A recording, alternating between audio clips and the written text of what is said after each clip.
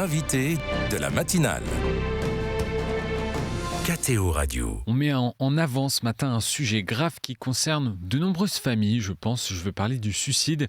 Les derniers chiffres complets révélés par l'Observatoire national du suicide, ils datent de 2022. On révèle 9200 hommes et femmes ayant mis fin à leur vie. Alors si on a décidé d'en parler ce matin, c'est à l'occasion de la journée nationale de prévention contre le suicide ce jeudi 5 février et d'axer peut-être une partie de notre réflexion en tout cas sur les jeunes adultes avec Sophie Poncet. Bonjour.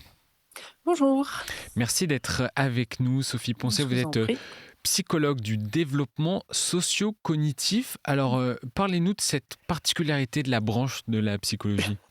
Oui, alors en fait, moi je m'occupe du développement de la personne tout au long de sa vie, surtout bien sûr les 20-25 premières années, mais au-delà. Et j'ai coutume de résumer en disant qu'en fait, j'aide les personnes à trouver leurs ressources intérieures par une meilleure connaissance d'eux-mêmes, une meilleure connaissance de leur fonctionnement de l'intelligence aussi, des émotions, pour pouvoir vraiment trouver les ressources intérieures pour traverser les épreuves de la vie en apprenant à s'appuyer aussi sur son entourage. Donc c'est une autre façon d'aborder... Oui.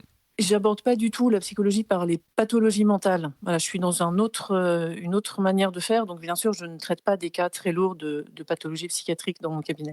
Donc, on vous reçoit ce matin pour parler de la prévention autour du suicide. Un mot d'abord sur ce contexte. On compte ces dernières années environ 9000 décès par suicide en France. Est-ce qu'on observe une évolution, une tendance par rapport à ces chiffres ces dernières années ?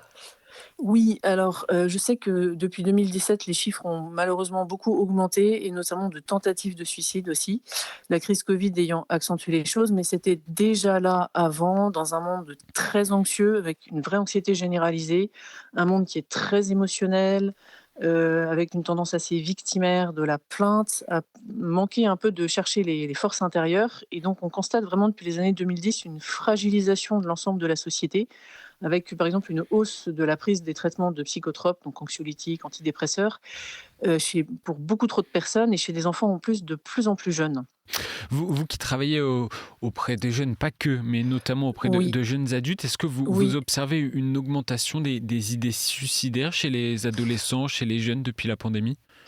Alors, chez les jeunes, je vais dire, je ne reçois pas trop d'adolescents, mais plutôt des jeunes, beaucoup d'idées noires, beaucoup d'anxiété, d'éco-anxiété, du désespoir, du découragement, mais une ténacité quand même à trouver des solutions pour s'en sortir.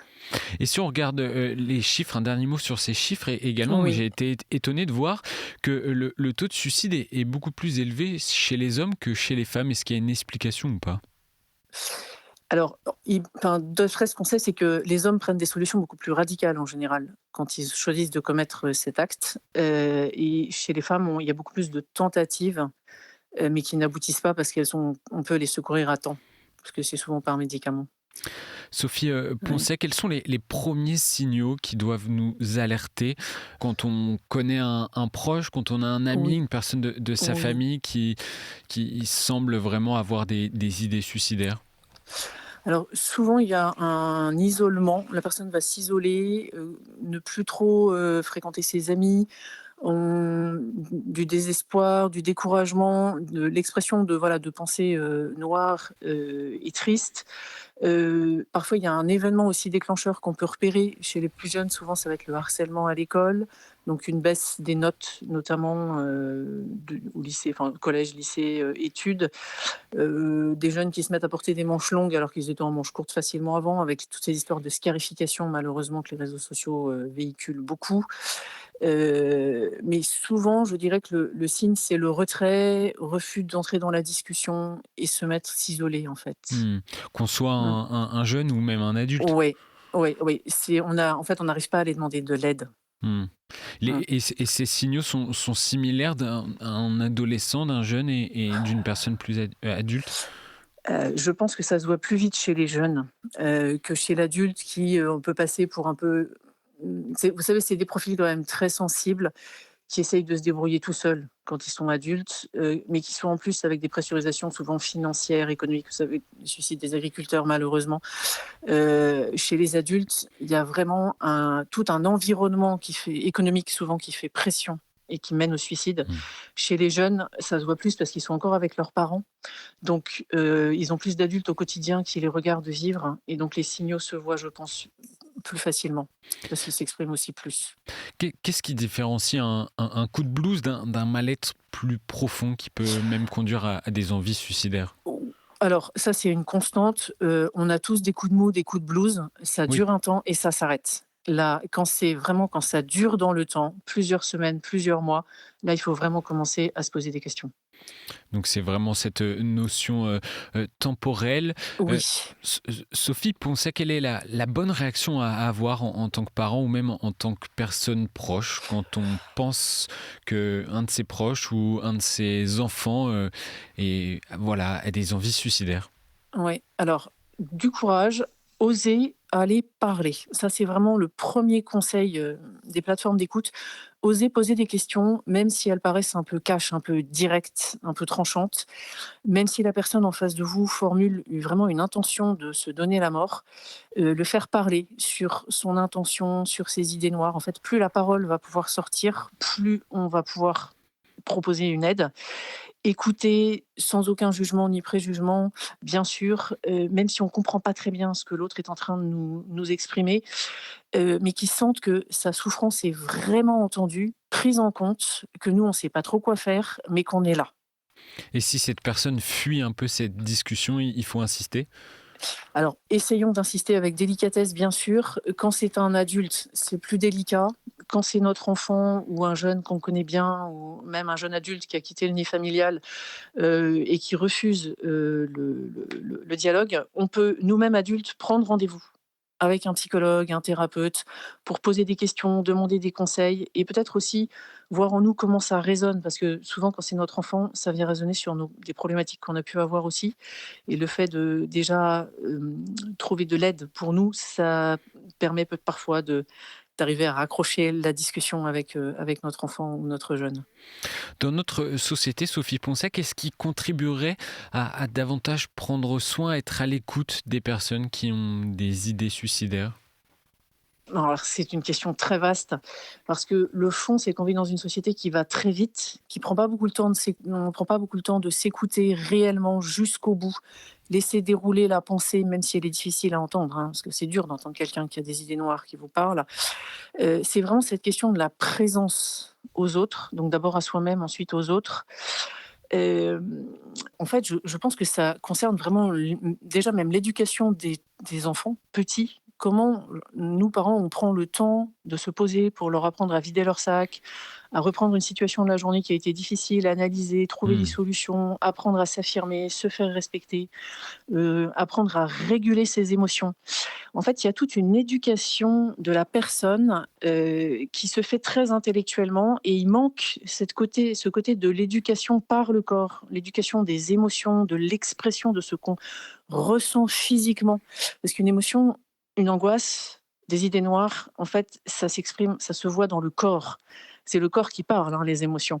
Et donc, si nous arrivions à prendre plus de temps à ralentir pour vraiment écouter nos enfants, nos adolescents, nos jeunes quand ils nous parlent, nos amis quand ils nous parlent, nous écouter mieux nous-mêmes pour travailler à cette régulation de nos états internes, eh bien, on arriverait, je pense, à prévenir beaucoup de situations très tendues.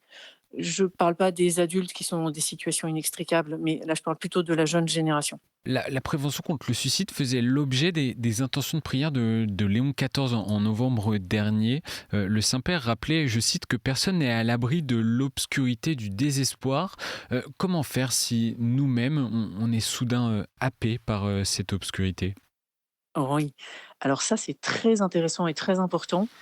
Effectivement, personne n'est à l'abri et d'où l'importance, dès le plus jeune âge, de pouvoir identifier quand est-ce qu'on traverse un moment d'obscurité, un moment un peu difficile pour pouvoir en parler et comment on va aider nos enfants, nos jeunes et nous-mêmes adultes à continuer quand on traverse ces moments difficiles, vraiment à s'appuyer aussi sur un acte de foi, vraiment demander fortement dans la prière, comme dans les psaumes, hein, dans l'angoisse, je crie vers toi Seigneur. C'est pas nouveau sous le soleil l'anxiété des personnes et les angoisses et les idées suicidaires. Et l'idée pour moi, c'est vraiment d'arriver à coupler un travail d'accueil de ce que j'apprends à ressentir, ce qui se passe en moi quand je traverse des moments difficiles. Vous savez, quand on traverse tous des ravins de la mort, qu'est-ce qui se passe physiquement dans mon corps, dans mes émotions, dans mes idées, et comment j'apprends à tenir, mais j'allais dire même, on serre le poing comme si on tenait la main du Christ pour traverser nos ravins de la mort. Et comment, dans ces cas-là, presque dans la prière, il faudrait arriver à inclure plus, vous voyez, de corps, pour, comme si physiquement, on traversait vraiment nos ravins de la mort en tenant la main du Christ, parce que c'est pas juste notre âme, notre côté spirituel qui souffre, ou notre intelligence, ou notre affectivité, c'est une souffrance intégrale de la personne jusque dans son corps. Et je trouve que l'Église a apporté de plus en plus un message sur la question de l'incarnation, parce que si je résumais, en fait, nos propos, c'est aujourd'hui, il y a vraiment comme un défaut d'incarnation, un défaut de connaissance de notre incarnation, de comment corps et âme je fonctionne ensemble. Et c'est peut-être ce qui fait défaut aux personnes âgées qu'on évoquait, c'est comment euh, cette souffrance qu'ils sont en train de vivre, ou toutes ces personnes en souffrance psychique, cette souffrance, elle n'est pas ignorée de Dieu, elle fait partie de l'humanité. Et je crois qu'aujourd'hui, nous sommes appelés à avoir le courage d'en parler beaucoup plus, parce que les ravins de la mort qu'on traverse, parfois, finissent par un suicide, mais plein de fois, pour des millions de personnes sur Terre, ça finit par une espèce de résurrection, et je redémarre dans la vie parce que j'ai retrouvé l'espérance. Et est-ce que ça passe aussi, Léon XIV a appelé les communautés chrétiennes à ce qu'elles deviennent aussi des lieux d'accueil et de soins? Ça passe aussi par Oui, ce type d'accueil en paroisse, dans les églises? oui. Si c'est possible, ouais, qu'on soit de plus en plus nombreux à être formés pour accueillir, pour écouter la souffrance psychique, ouais, et être capable de rediriger quand c'est nécessaire, et oser proposer peut-être plus la prière qu'on appelle la prière des frères, vous voyez, une prière d'entraide, d'inviter à venir à l'adoration, même si on se sent pas bien, que quelqu'un vienne nous chercher, nous emmène à la messe, vous voyez, une entraide effectivement pour sortir ces personnes de leurs idées noires, puisqu'elles risquent de s'isoler, de venir les chercher. Oui, pour les amener dans la communauté paroissiale. Merci Sophie Poncet d'avoir été avec nous ce matin en cette journée de prévention, journée nationale de prévention contre le suicide. Bonne journée à vous. Je vous en prie, merci.